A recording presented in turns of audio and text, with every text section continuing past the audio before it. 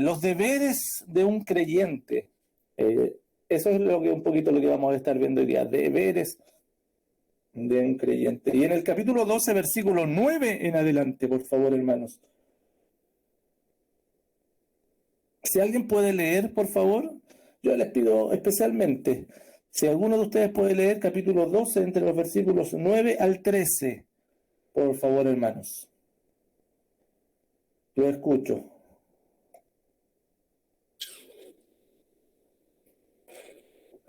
Romanos 12, entre los versículos 9 al 13.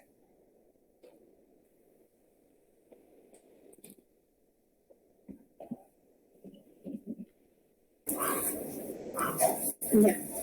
Dice, el amor sea sin fingimiento, aborreced lo malo, seguid lo bueno. Amaos los unos a los otros con amor fraternal, en cuanto a honra, prefiriéndoos los unos a los otros. En lo que requiere diligencia, no perezosos, fervientes en espíritu, sirviendo al Señor. Gozosos en la esperanza, sufridos en la tribulación, constantes en la oración, compartiendo para las necesidades de los santos, practicando la hospitalidad. Gracias, Leani. Saludos allá. Al Cris también, no sé si está contigo ahí el Cris. Cariñito también. Sí, sentí un estornudo. Me estaba leyendo de que tiene que ser el Cris, porque no creo que esté leyendo estornudo al mismo tiempo. Bien, gracias, hermano. Sí, entonces estamos en el capítulo 12, versículos 9, hermanos, y con unos deberes importantes. Habíamos visto acá, y lo estuvimos viendo la clase anterior, hermanos, que solamente la disciplina en la mente del creyente puede llevarnos a pensar claramente y ser usados por el Señor. Y de manera correcta entender y presentar las verdades del Señor a todo el mundo. Para eso es necesario, hermanos, cómo nosotros clarificamos lo que hay en nuestra mente. Por eso el apóstol Pablo comenzaba el capítulo 12 diciendo que, recuerden, nos decía que no nos conformáramos al mundo, sino que nos transformemos por medio de la renovación de nuestro entendimiento. Y así vamos a comprobar cuál es la buena voluntad del Señor. Por lo tanto, una mente disciplinada en ese sentido, una mente que está constantemente yendo al Señor, buscando la examinación a través de la palabra, comprendiendo por el Espíritu Santo lo que la palabra dice, y luego de eso lo lleva a nuestra vida examinándonos, confesando delante del Señor, pidiendo al Señor que nos transforme y poniéndonos metas diarias, ¿verdad? Que con la ayuda del Señor podamos ir cumpliendo de aquellas cosas que identificamos que tenemos que ir cambiando, y el Señor va transformando nuestra mente. Y hermanos, es la única forma de evaluar de manera efectiva nuestra vida y también confrontar los ideales del mundo y los estándares que el mundo ofrece a la luz de la verdad y poder ir y seguir al Señor Jesucristo y no al estándar del mundo, no conformarnos al mundo. Y hermano, por eso veníamos hablando que en ese sentido la autodisciplina es obedecer la palabra del Señor, es obedecer a Dios. O sea, nosotros nos disciplinamos como siervos del Señor para obedecer lo que Él dice. Y eso es lógico, porque si Él es el Señor, nosotros entonces obedecemos lo que el Señor dice, y en realidad no, en eso se basa nuestra vida, y sabemos que si obedeciendo lo que el Señor dice, si tenemos el ánimo, si tenemos la voluntad de subordinar nuestra voluntad, nuestra vida, nuestras emociones, nuestra vida física, nuestra vida social, nuestra vida intelectual, la subordinamos al Señor. Si todo lo subordinamos al señorío de Cristo, Él va a tomar control por su voluntad y nos va a guiar para su gloria. Siempre es así, hermanos. Y la única forma de hacerlo es poner nuestra mente de acuerdo a lo que dice la palabra del Señor. Y eso es lo que Pablo ha estado diciendo hasta acá. Porque, hermano, de lo contrario, discúlpeme que se lo diga de esta forma, pero es ridículo pensar Y tampoco es bíblico creer que alguien pueda vivir fielmente hacia Dios, pensar que alguien pueda llevar frutos de vida cristiana solo con buenas intenciones o con buenos sentimientos hacia el Señor. La vida cristiana no está relacionada con buenas intenciones o con buenos sentimientos hacia Dios. No, o sea, la vida cristiana es una vida responsable, y esa responsabilidad por definición está basada en los estándares y principios específicos que encontramos en la palabra del Señor, no en nuestras intenciones, no en nuestros sentimientos. Bueno, entonces, desde allí entonces parte todo, como nosotros todos los días llevamos nuestra mente a la palabra del Señor. ¿Has tenido la posibilidad de poder ver lo que dice la Escritura y examinarte a través de eso? Eso es importantísimo y fundamental para la vida cristiana. Y cuando nos hacemos ese ejercicio diario, profundo, apartamos un tiempo para eso, no corriendo, no improvisando, sino que realmente deteniéndonos en eso, hermano, es totalmente distinto y es increíble cómo el Espíritu Santo comienza a tomar control de nuestras acciones, de nuestra voluntad. Por supuesto, van a haber días mejores que otros, pero a la larga, hermano, el Espíritu Santo hace su trabajo en nuestra vida. Y de aquí en adelante, hermano, estamos en el capítulo 12, entre los versículos 9, hoy día vamos a ver hasta el 13, esperemos, pero hasta el 25, el apóstol Pablo va a dar una lista muy comprensiva, no muy detallada, no muy exhaustiva, ¿ya? Pero muy comprensiva, muy práctica, este listado que viene de cosas, por favor.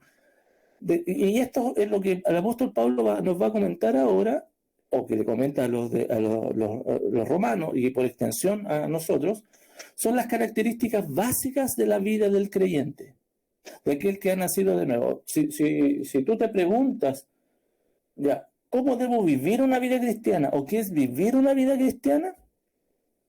Bueno, el apóstol Pablo dice, para aquellos que han renovado su mente, para aquellos que están expuestos a la palabra del Señor, para aquellos que están examinándose, transformando su entendimiento, aquellos que han sido equipados con los dones espirituales, ¿verdad? Porque eso lo vimos anteriormente. Todos aquellos, entonces, el resultado va a ser esto. Esto, entonces, así tendría que verse sus vidas.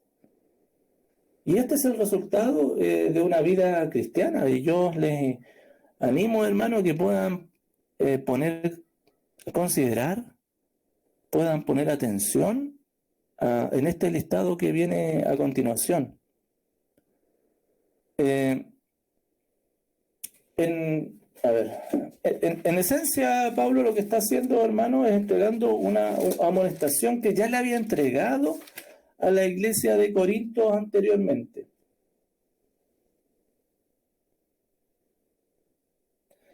El apóstol Pablo le había hablado a la iglesia de Corinto y le había dicho todas las cosas que tienen que hacer, cómo tienen que vivir su vida de creyentes. Y el apóstol Pablo ahora va a hacer lo mismo, pero con los hermanos que están en Roma. Así que yo les animo, queridos hermanos, para que podamos estar ahí atentos. Y que el Señor nos guíe en este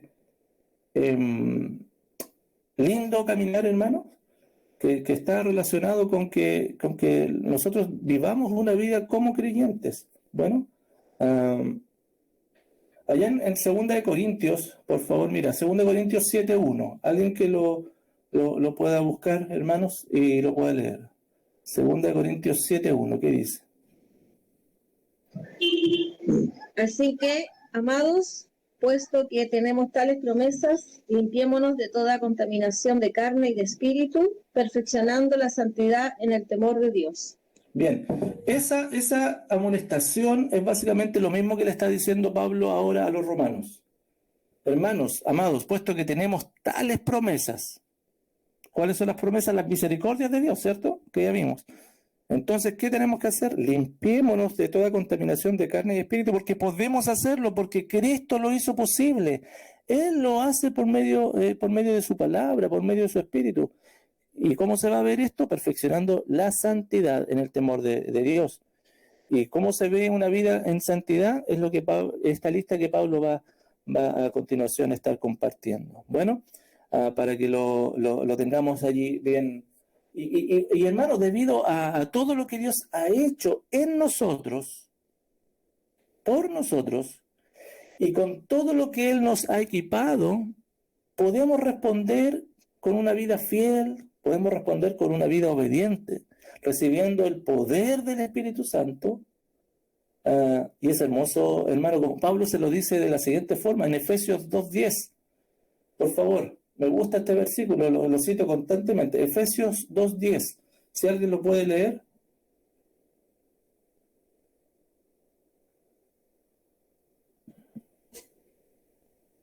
Efesios 2:10.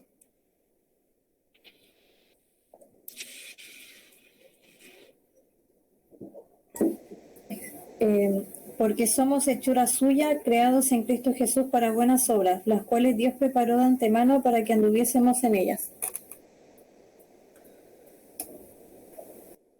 Somos hechura suya, creados por Dios. Mira qué lindo. Cuando tú piensas que en los que hemos nacido de nuevo espiritualmente, vale decir que hemos confiado que la obra de Jesucristo, que su muerte, resurrección, es suficiente para perdonar nuestros pecados y para darnos vida eterna.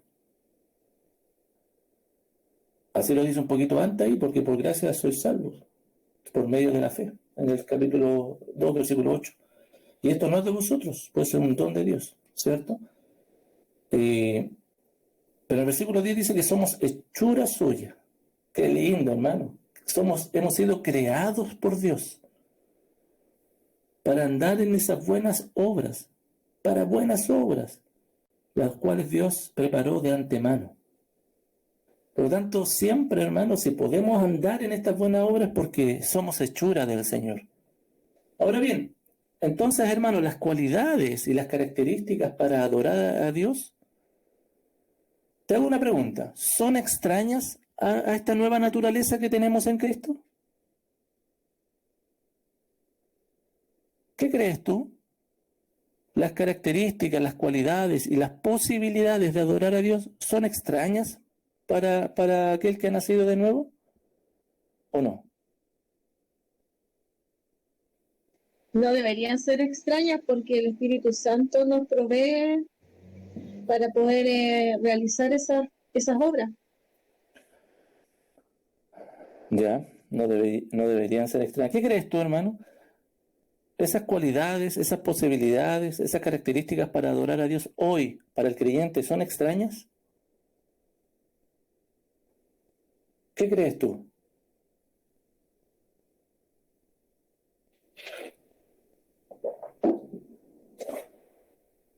¿Son ajenas a la vida del creyente? ¿O están presentes?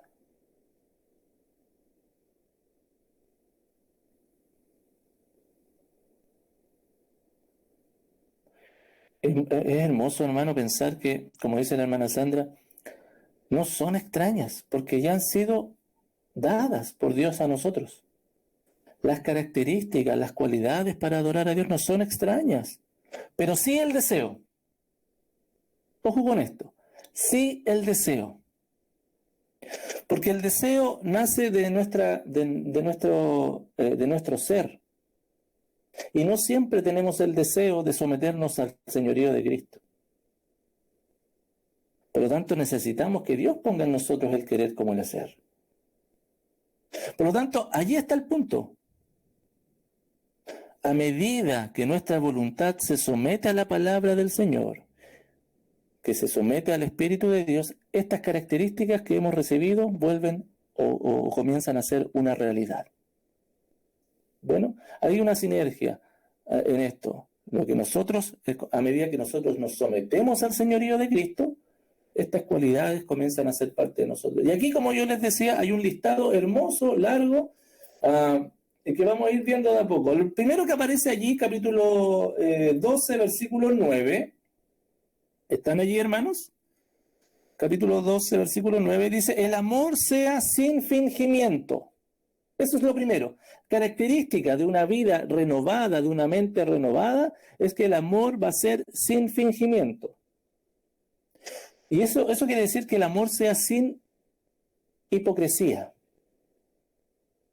Bueno, sin hipocresía.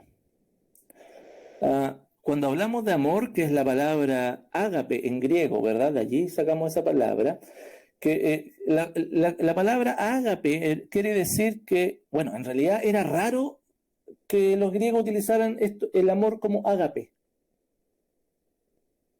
Ellos utilizaban mucho el amor como eros, un amor pasional, un amor que viene de las entrañas, del deseo, pero ágape no. ¿Por qué? Porque el amor ágape está relacionado con una entrega sin egoísmo, con una devoción hacia el otro. Y estos términos, hermano, entrega hacia el otro, buscar el bienestar del otro, eran muy poco comunes en una cultura en donde más bien estas cosas, la entrega, el buscar el bienestar del otro, eran vistos como símbolos de debilidad, no de estatus. Porque el amor ágape, hermano, no se centra en la necesidad propia ni en el bienestar propio, sino que en el bienestar de aquel que es amado, en el bienestar del otro. Pagar cualquier precio personal para satisfacer aquellas necesidades y el bienestar que el otro está teniendo. Miren, ahí mismo en Romanos 13, por favor, alguien que pueda ir allí. Romanos 13, versículos 8 y 10. ¿Lo tienen por ahí, hermanos, no? Romanos 13, 8 y 10. Si alguien lo puede leer. Acá. Dale, por favor. No debáis a nadie nada, sino el amaros unos a otros, porque el que ama al prójimo ha cumplido la ley. Mira, el que ama al prójimo, ¿qué ha hecho? Ha cumplido la ley. La ley se cumple amando al prójimo. Mira cómo lo está resumiendo el apóstol Pablo. Si bien es cierto, Jesucristo había dicho que la ley se cumplía en amar a Dios y amar al prójimo, ¿cierto? Pablo lo resume aún más diciendo amar al prójimo. ¿Y el versículo 10 qué dice? El amor no hace mal al prójimo, así que el cumplimiento de la ley es el amor. Por tanto, el amor, la búsqueda del bienestar del otro, nos lleva automáticamente a cumplir la ley. A cumplir la ley. Eso es lo que Dios está esperando y demanda de la humanidad y, por supuesto, de sus hijos. El amar al otro.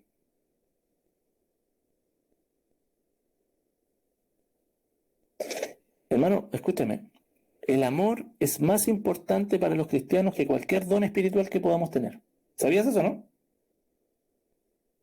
Más que cualquier don espiritual, más importante es amar. Amar al otro. Mira, 1 Juan 3:14. Si alguien lo puede leer, hermanos, 1 Juan 3:14. Vamos a pasear harto por la Biblia hoy día, y eso es importante, y es bueno. Nos hace bien. 1 Juan 3:14. Le invito a que puedan estar participando, queridos hermanos, por favor. Nosotros... No, déle nomás, hermana Santa.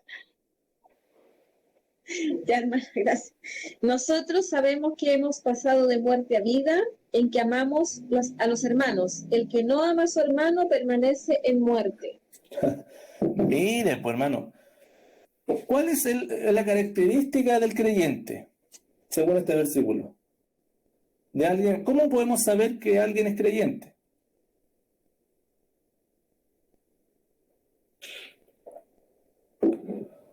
por el amor que muestra hacia los hermanos. Por el amor que muestra a los hermanos. Cuando el creyente busca el bienestar del otro, del hermano, entonces está dando muestras, frutos de que es creyente.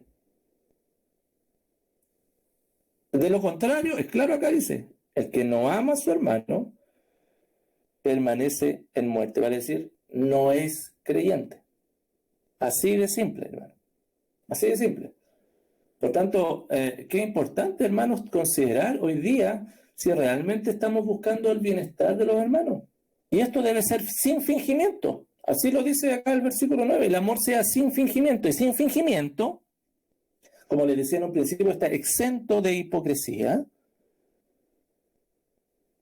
Por tanto, la hipocresía es exhibida solamente por los no creyentes. Los no creyentes aman hipócritamente. Un gran hipócrita en la Escritura fue Judas, ¿o no? Fue un gran egoísta. Lo contrario a amar, a buscar el bienestar del otro. Por lo tanto, la primera característica en este listado, el primer deber de un creyente es amar sin fingimiento.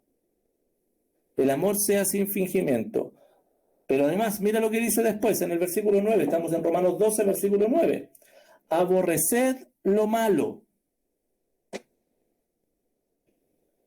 Y hermano, aborrecer lo malo, porque la maldad es la antítesis, es lo contrario a la santidad. Por lo tanto, es lo contrario a tener una devoción a Dios. Todo esto, hermano, estas conductas, todas estas posibilidades, estas características de un creyente, recuerda que solamente han sido posibles y son posibles para aquel cuya mente ha sido renovada. Bueno, aquel cuya mente ha sido renovada tiene la posibilidad de poder hacer todo esto. Vale decir que su mente ha sido llena por la palabra del Señor. La palabra del Señor está santificándole por medio del Espíritu Santo porque se ha expuesto conscientemente a la palabra. Entonces, producto de eso y del equipamiento que Dios le ha dado a través de los dones espirituales, va a poder tener estas características. El amor sea sin fingimiento, aborrecer lo malo.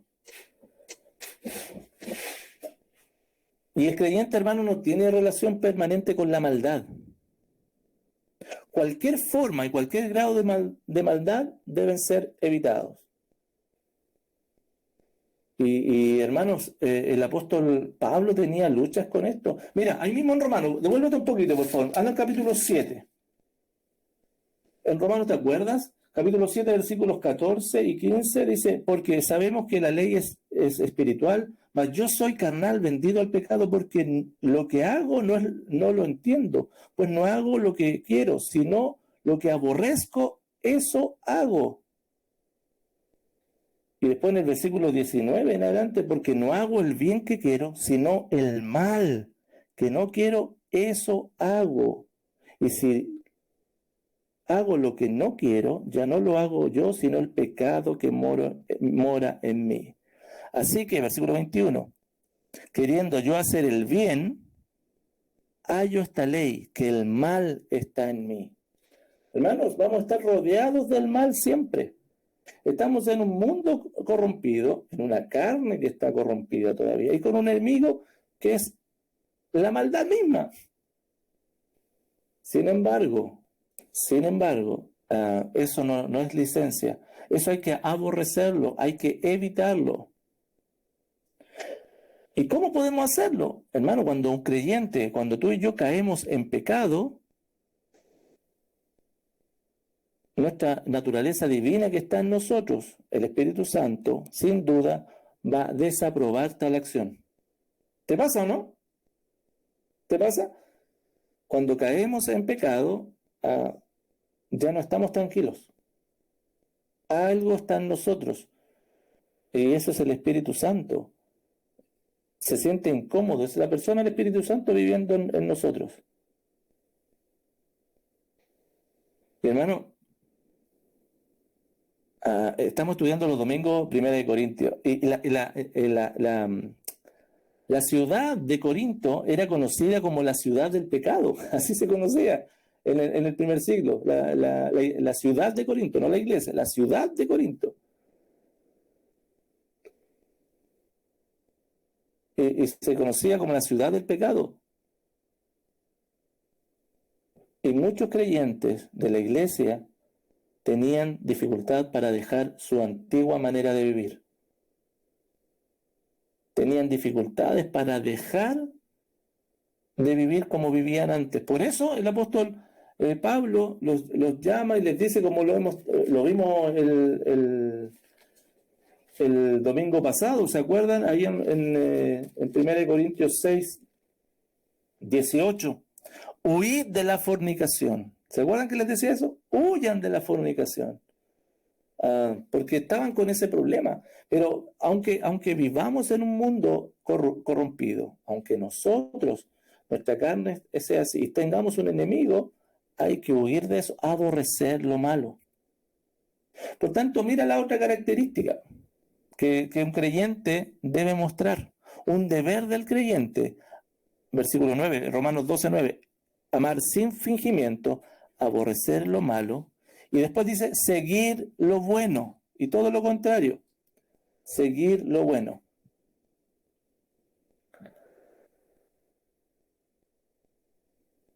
Y me llama mucho la atención porque el verbo aquí dice seguir lo bueno. Y el verbo en griego es kolao. Y viene de cola, que significa adherencia. Adherencia. El verbo en griego es cola, significa adherencia. Y se me vino al tiro a la mente la cola fría. ¿Cómo no se me viene a la mente decir, mira, viene de acá esta palabra cola fría? Porque es adherirse. Hermano, antiguamente se utilizaba cola fría. Bueno, a lo mejor, ¿qué será la cola fría? La cola fría, porque ahora hay stick fix y todas estas cosas, pero la cola fría, aunque todavía se ocupa, quiere decir adherirse. Y mira, seguir lo bueno quiere decir que nosotros como siervos de Jesucristo tenemos que perseguir, adherirnos a lo que es bueno. ¿Se dan cuenta, no? Seguir lo bueno es que, y ahí tiene implícita una acción intencionada, es seguir lo bueno, no hay que, ojalá que me pasen cosas buenas hoy día, ojalá que me pase, que esté bueno el día para mí. No, las cosas buenas se siguen, se adhieren, se intencionan. Aquello que es correcto, aquello que es digno, eso nosotros seguimos. Eso nosotros nos adherimos. Bueno, seguir lo bueno es precisamente lo que Pablo había dicho. No ser conformado a este siglo, ¿se acuerdan? Versículo 2 del capítulo 12, sino que ser transformado por medio de la renovación del entendimiento para comprobar la buena voluntad de Dios agradable y perfecta. Eso es seguir lo bueno. No ser conformado a este siglo sería entonces aborrecer lo malo, sino que transformados por medio de ser transformados en el entendimiento, por medio de la palabra del Señor, eso es seguir lo bueno, en términos muy prácticos. Bueno, entonces mira, ya tenemos tres características que un creyente debe mostrar. Entonces, piensa tu vida, hermano, tú que me estás escuchando. Hoy día tu vida presenta estas tres características. ¿Amas sin fingimiento? ¿Amas sin fingir? ¿Buscas lo mejor para el otro en todo momento? ¿O estás amando hipócritamente? Muestras amar, pero en realidad no estás buscando lo mejor para el otro. ¿Estás aborreciendo lo malo en tu vida? ¿Tú conoces aquellas cosas que están fuera de la voluntad del Señor, que atentan contra la santidad que el Señor quiere mostrar a través tuyo? El Señor quiere y demanda de nosotros que nosotros le demos a conocer. Pero obviamente que le demos a conocer como Él es, no como nosotros creemos que Él es. Bueno, ¿Estás aborreciendo lo malo? ¿Dejándolo de lado? ¿Estás siguiendo lo bueno? Y otra vez, hermano, discúlpame que sea majadero en esto, voy a insistir, pero estas no son cosas que nosotros podamos lograr solos, porque obviamente no lo vamos a lograr de manera constante, de manera sostenida en el tiempo, sino que es Dios el que lo provoca en nosotros. ¿Y cómo lo hace? Cuando nuestra mente es transformada por medio de la palabra. Es la única forma, hermanos. Nuestra mente transformada por medio de la palabra. Versículo 10. Sigamos, por favor. Amaos los unos a los otros con amor fraternal. Amaos los unos a los otros con amor fraternal. Esto parece un juego de palabras, pero amaos los unos a los otros es lo mismo que con amor fraternal. Bueno, son sinónimos. Bueno, están ahí, esas dos frases dicen lo mismo. Lo importante, hermano, y de todos modos, es que la marca por la cual el mundo va a conocer que pertenecemos a Cristo es cómo nos tratamos mutuamente. Y eso tiene que ser buscar el amor unos a los otros. Esa frase, unos a otros, se repite mucho en el Nuevo Testamento. Unos a otros. Y nuestra relación debe ser de buscar lo mejor los unos para los otros. Juan 13:35. Si alguien lo puede buscar, hermanos, y leer, yo se lo agradecería mucho, hermano. Estaría muy contento. No, por favor, hermanos. Juan 13:35.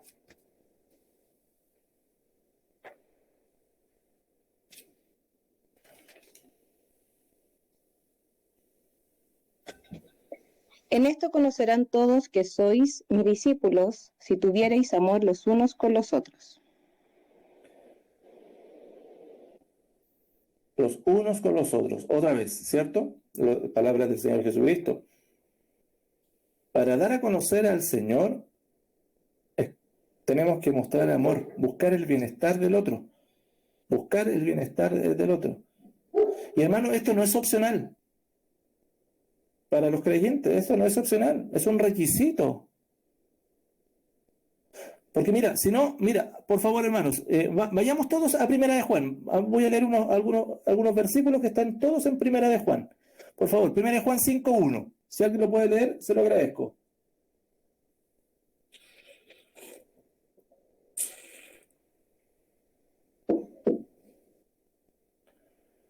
Primera de Juan 5:1, ¿qué dice?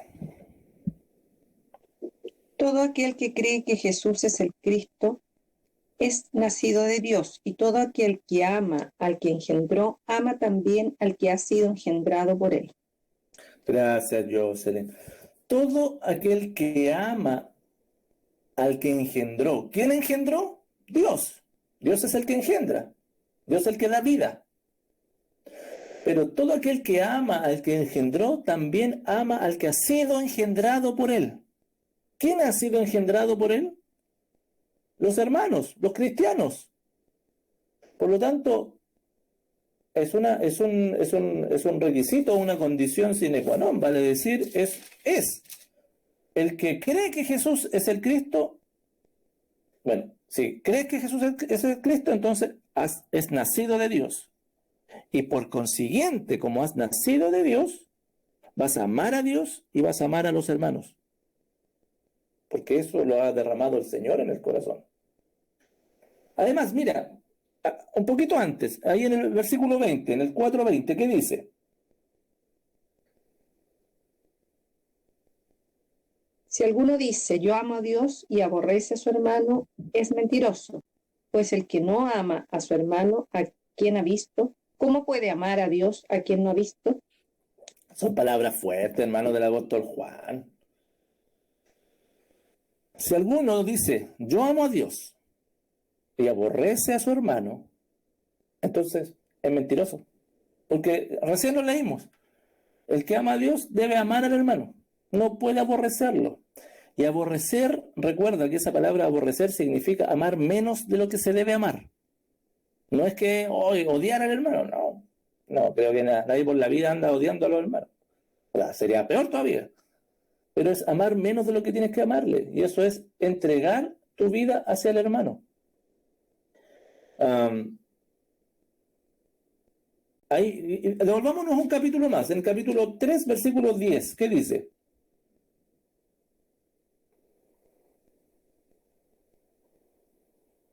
Capítulo 3, versículo 10 de Primera de Juan.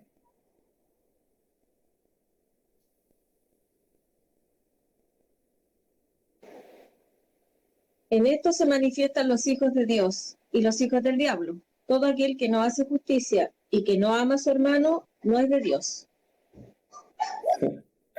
El que no vive rectamente y no ama a su hermano no es de Dios. El apóstol Juan no andaba con cosas, ¿no? Sí. A ver, hermano, este es cristiano o no es cristiano, veamos su fruto. ¿Ama al hermano o no ama al hermano? Por eso dice en el versículo 18, 17 y 18, mira ahí mismo el capítulo 3, versículos 17 y 18 del capítulo 3 dice, pero el que tiene bienes en este mundo y ve a su hermano tener necesidad y cierra contra él su corazón.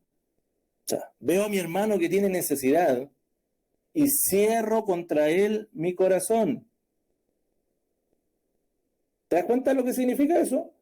Sé que mi hermano está en necesidad y cierro a él mi corazón. Dice, ¿cómo mora el amor de Dios en él? Versículo 18, hijitos míos, no amemos de palabra ni de lengua, sino de hecho y en verdad. O sea, con los actos busquemos el bienestar para el otro. Por eso aquí en el versículo 10 de Romanos 12 dice, ámense los unos a los otros con amor fraternal, con un amor entrañable.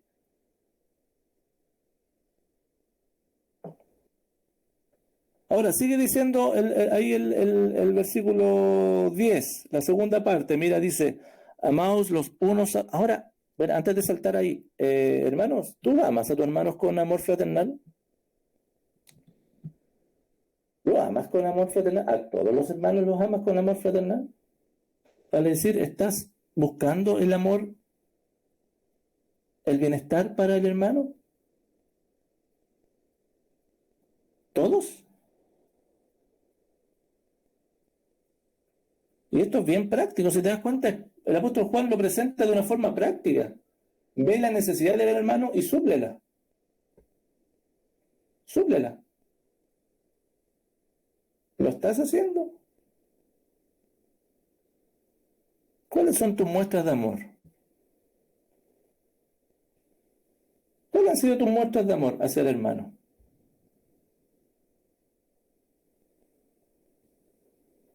¿Has orado por el hermano que está en necesidad? ¿Primero te enteraste que el hermano está en necesidad? ¿Has orado por este hermano?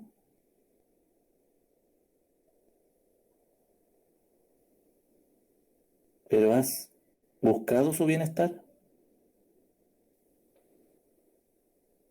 ¿O cerraste tu corazón para con el hermano? ¿Viste que hay necesidades? Se han compartido necesidades.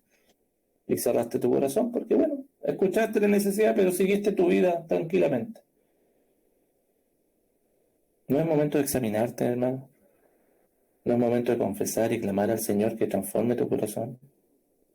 Y quizás eso ha sido porque no te has estado exponiendo a la palabra, no has estado poniendo tu mente en ella, para que el Espíritu Santo convenza tu vida y puedas estar mostrando a Cristo. Versículo 10, segunda parte. En cuanto a la honra, prefiriéndoos los unos a los otros. Me gusta esa parte, hermano. En cuanto a la honra, prefiriéndoos los unos a los otros. Había hablado anteriormente el apóstol Pablo de una virtud que es la humildad.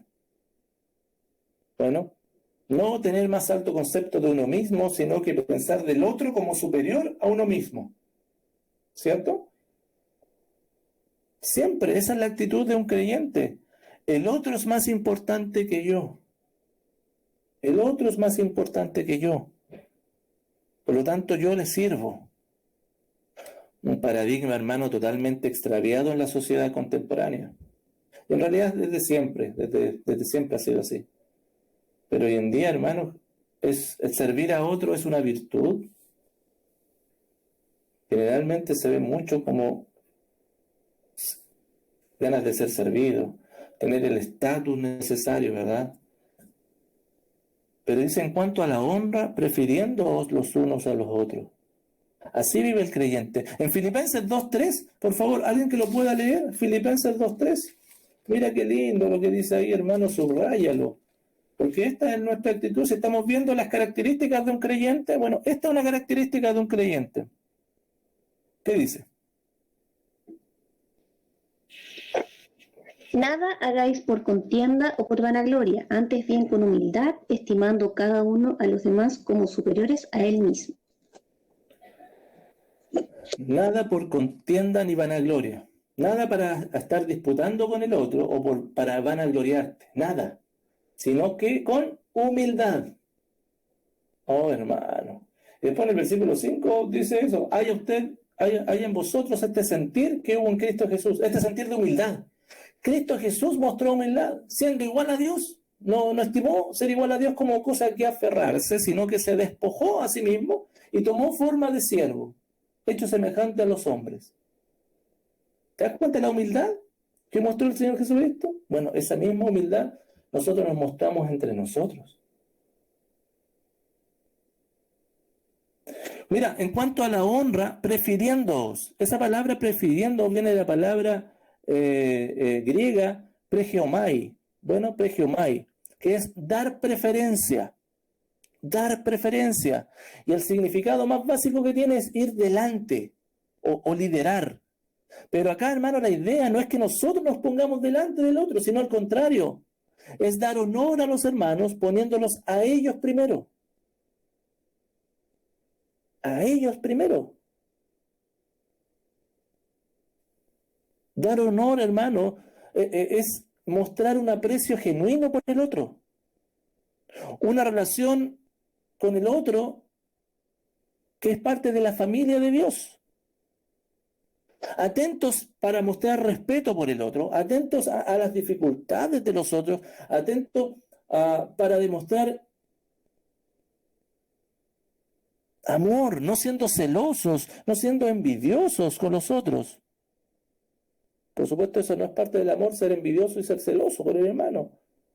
Estar atento al otro, prefiriéndolos. Versículo 11. En lo que requiere diligencia, no perezosos. No perezosos. Si te das cuenta, entonces, hermano, hasta acá, el versículo 9 habló mucho acerca de la relación nuestra con el Señor. Pero desde el versículo 10, versículo 11, versículo 12 y versículo 13, nos va a hablar acerca de la relación con los hermanos. Del versículo 14 comienza a hablar de la relación con los no creyentes. Bueno, pero eso lo vamos a ver después. Versículo 11, en lo que requiere diligencia, no perezosos. No perezosos. Y hermanos, aquí en el contexto de Romanos 12, la diligencia se refiere a cualquier cosa que el creyente hace en su vida por y para Cristo. Cualquier cosa que sea digna del servicio del Señor, todo tiene que ser hecho con entusiasmo y con dedicación. Todo lo que requiere diligencia. Lo que requiere diligencia es el servicio al Señor, y en eso no hay que ser perezosos. Miren, vamos a leer algunos versículos. Gálatas 6:10, por favor. Alguien que lo lea, queridos hermanitos. Gálatas 6:10.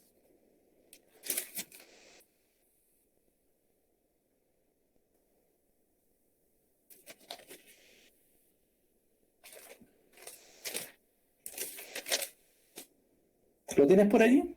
6:10. Así que, según tengamos oportunidad, hagamos bien a todos y mayormente a los de la familia de la fe. ¿Te das cuenta? Hagamos bien a todos, mayormente a los de la familia de la fe. ¿Tenemos la oportunidad? Hay que hacerlo. Si tienes la oportunidad, a hacer el bien. Siempre que está la oportunidad, hay que hacerlo. Eso significa ser diligente. En 2 Tesalonicenses 3:13, por favor. Segunda de Tesalonicenses 3:13.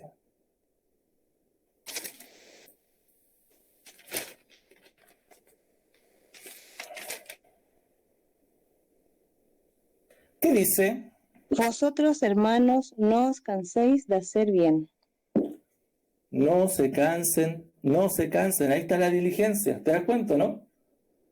Hacer el bien. No tenemos que cansarnos. Constantemente estar buscando el bienestar del otro. En lo que es digno de servirle. En el servicio, hagámoslo bien, hagámoslo con entusiasmo, hagámoslo con dedicación.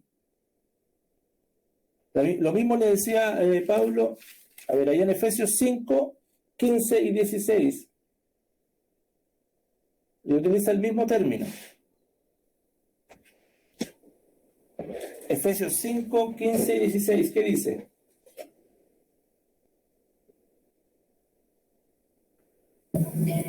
Mirad, pues, con diligencia cómo andéis, no como necios, sino como sabios, aprovechando bien el tiempo porque los días son malos. Anden diligentemente, haciendo el bien, con diligencia, aprovechando el tiempo.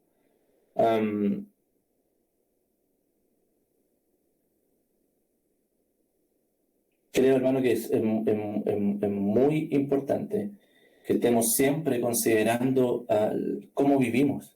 Y el Señor va a retribuir esto, ¿ah? Ojo con esto, porque si somos diligentes en nuestro servicio, si lo hacemos con cuidado, lo hacemos con cariño, lo hacemos con entusiasmo, si lo hacemos con dedicación, el Señor retribuye. Mira, por favor, alguien que lea Hebreos 6, 10 en adelante. Hebreos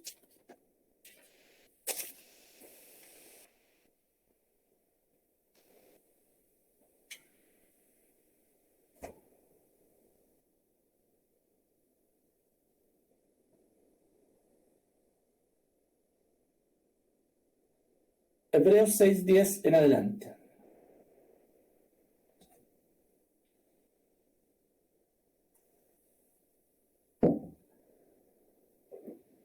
¿Hasta qué versículo, pastor? Hasta el 12. Ya. Porque Dios no es injusto para olvidar vuestra obra y el trabajo de amor que habéis mostrado hacia su nombre, habiendo servido a los santos y sirviéndoles aún. Pero deseamos que cada uno de vosotros muestre la misma solicitud hasta el fin, para plena certeza de la esperanza, a fin de que no os hagáis perezosos, sino imitadores de aquellos que por la fe y la paciencia heredan las promesas. Dios no es injusto para olvidar vuestra obra y el trabajo de amor que habéis mostrado hacia su nombre. Mira qué lindo, ¿no? Qué esperanzador, hermano. Dios no es injusto para olvidar el servicio.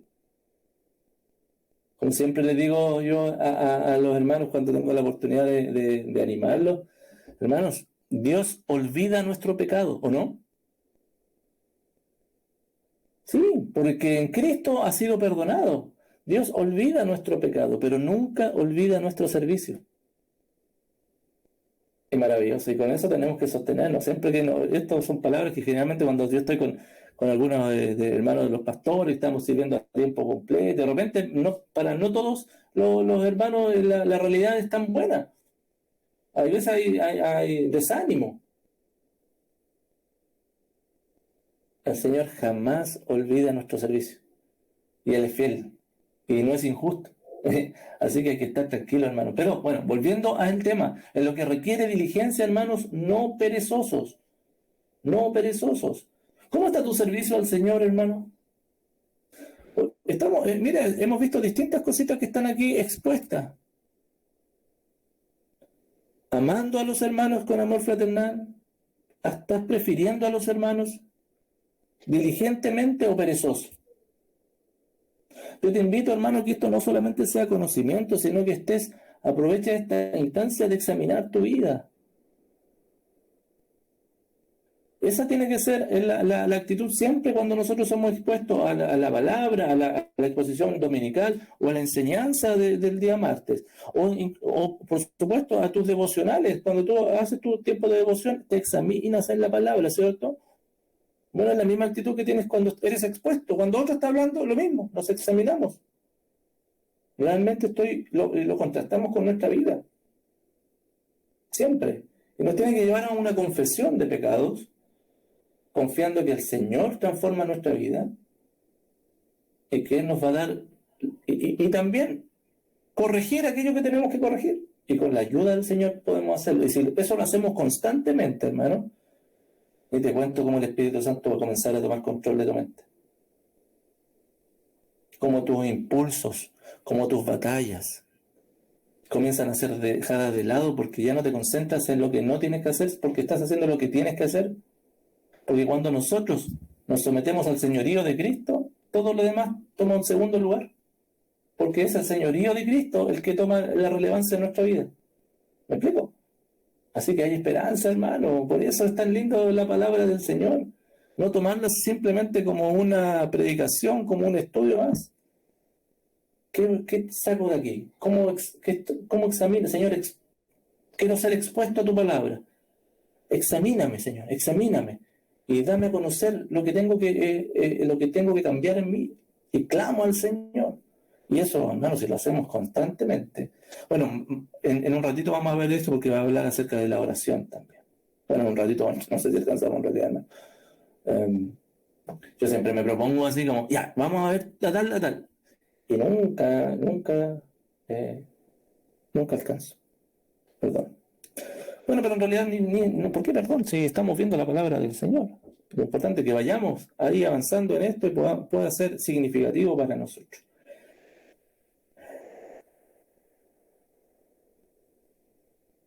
Versículo 11, seguimos ahí, ¿cierto? En lo que requiere diligencia, no perezosos, ferviente en espíritu.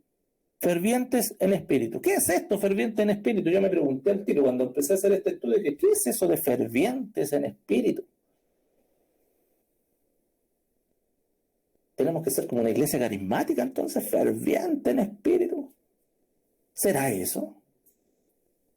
No, hermano, escúchame. Mientras la diligencia que hablaba anteriormente, ¿cierto? En el versículo 11, lo que requiera diligencia no perezosa. Mientras la diligencia está relacionada con acciones, con servicios, ¿cierto?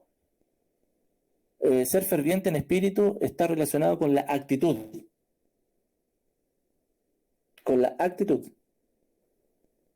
De hecho, viene del griego seos, que significa hervir. Hervir. Por eso, metafóricamente, en la Biblia lo traduce como ferviente, pero es hirviendo en el espíritu, con una actitud. Y hermano, estamos de acuerdo que alguien que realmente hervía en su espíritu, alguien que era ferviente en el espíritu, era el apóstol Pablo, ¿no? Mira algunas actitudes de lo fervoroso que era en su espíritu. Por ejemplo, 1 Corintios 9:26. Te lo voy a mostrar con algunos ejemplos para que podamos entender bien qué significa esto de ser ferviente en espíritu. 1 Corintios 9:26. ¿Lo tienes por ahí?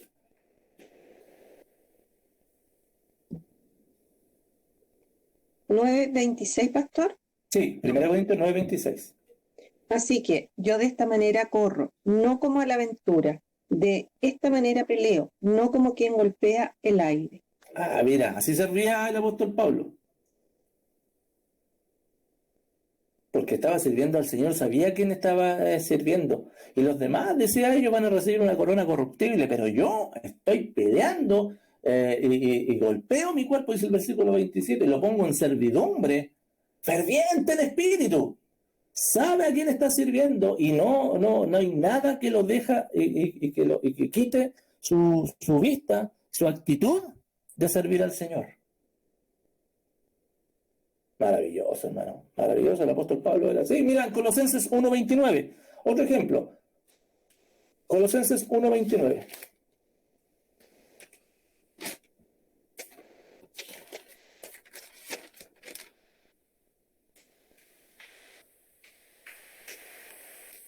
¿Qué dice Colosenses 1? Se me perdió Colosenses, hermano. Oh, me lo sacaron, hermano. No, ahí está. Colosenses 1:29. ¿Sí alguien lo tiene?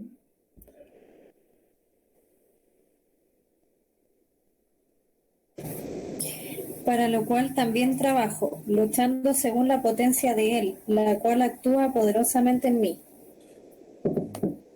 ferviente en espíritu, para lo cual trabajo. Yo estoy acá para servir. Yo estoy acá para continuamente estar entregándome al Señor. Eso es la actitud que tenía. ¿Por qué? ¿Cuál es la certeza que tenía él? Luchando según la potencia de él. Porque el poder viene del Señor. Así que maravilloso, hermano, yo te animo en ese sentido a que medites un poquito.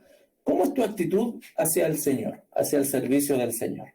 Oye, hermano, a veces nos cuesta tanto servir al Señor. Y nos quedamos pegados en lo que hicimos anteriormente. ¿Te acuerdas, no? Cómo servías al Señor en años atrás. ¿Cómo era tu vida? Y te pones a pensar ahí, como allá en el Salmo 137. A mí me gusta el Salmo 137, siempre recurro a él. A ver, espera, a ver si lo encuentro aquí. Porque el Salmo 137, no, aquí, después el 136. Junto a los ríos de Babilonia, allí nos sentábamos y aún llorábamos, acordándonos de Sión. Sobre los sauces en medio de ella colgamos nuestras arpas, y los que nos habían llevado cautivos nos pedían que cantásemos. Oh, y se acordaban ellos cuando estaban en los ríos de Babilonia, cuando había sido el pueblo de Israel llevado cautivo. Ellos se acordaban, oh, ¿te acuerdas cómo era nuestra vida allá en Sión? Oh, qué lindo era, y vivían del pasado. Hay una canción famosa de este salmo, la saben, ¿no? In the rivers of Babylon. Ay, es muy famosa esa, es de onda disco de esos tiempos. Es el salmo. Bueno, la cantan para el mundo, sí, pero es el salmo. Y pensaban ellos en el pasado, cómo era su... A veces nos pasa eso a nosotros, hermano. Oh, sí, yo cuando... Y de repente me reúno con algún hermano, no, pastor, usted no sabe cómo yo servía al Señor cuando era joven, y cómo era nuestra... Íbamos al grupo de jóvenes, íbamos para allá, y eso pasó hace 30 años, por hermano. Y hace 30 años que... ¿Y después qué? Fervientes en el Espíritu. Fervientes en el Espíritu. ¿O el Señor no te puede utilizar?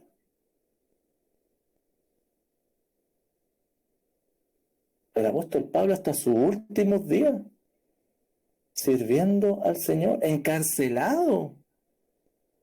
Todos me dejaron solo, ¿se acuerdan o no?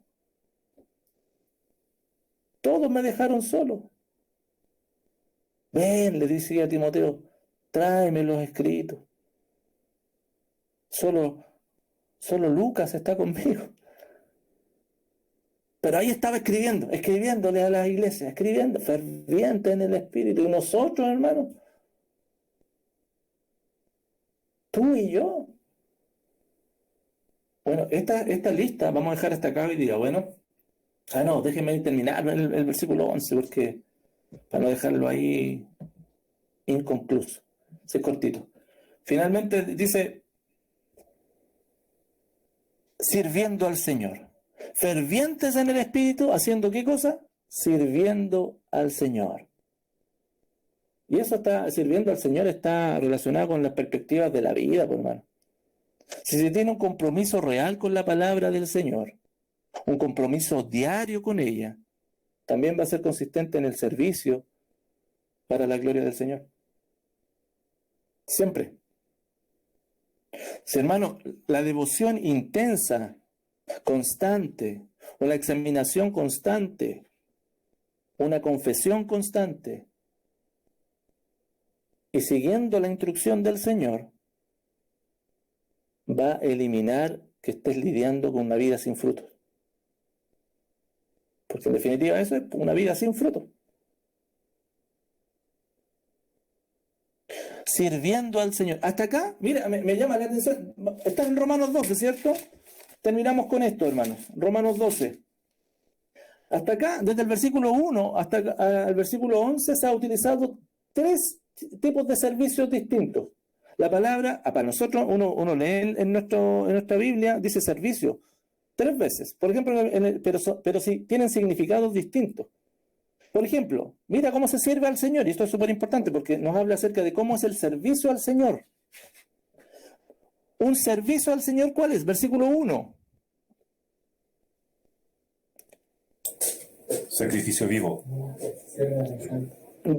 Vuestros cuerpos en sacrificio vivo. Ese es el servicio, un sacrificio vivo. Ahí está. Servimos al Señor en un significado de adoración. ¿Me explico? Entonces, eso es una forma de servir al Señor. Cuando nosotros nos ponemos en un sacrificio vivo, con nuestra vida, transformando nuestra mente, es un servicio de adoración al Señor. Ahí está el primer servicio. La otra palabra, que es la palabra latreia, bueno, aparece ahí en este servicio al Señor. Por otro lado, aparece la palabra diaconía en el versículo 7. ¿Cierto? En el versículo 7. O si de servicio, dice, en servir. Que eso se refiere ya a otro tipo de servicio al Señor, que es el servicio a la iglesia en términos, cosas prácticas. ¿Se acuerdan los diáconos? Que servían las mesas de manera práctica. Esa es otra forma de servir al Señor.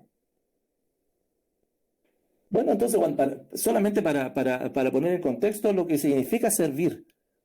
Bueno, y aquí en el versículo 11 aparece otra vez la palabra servir. Sirviendo al Señor, que es la palabra douleo, que tiene la connotación de un servicio a Dios como esclavo.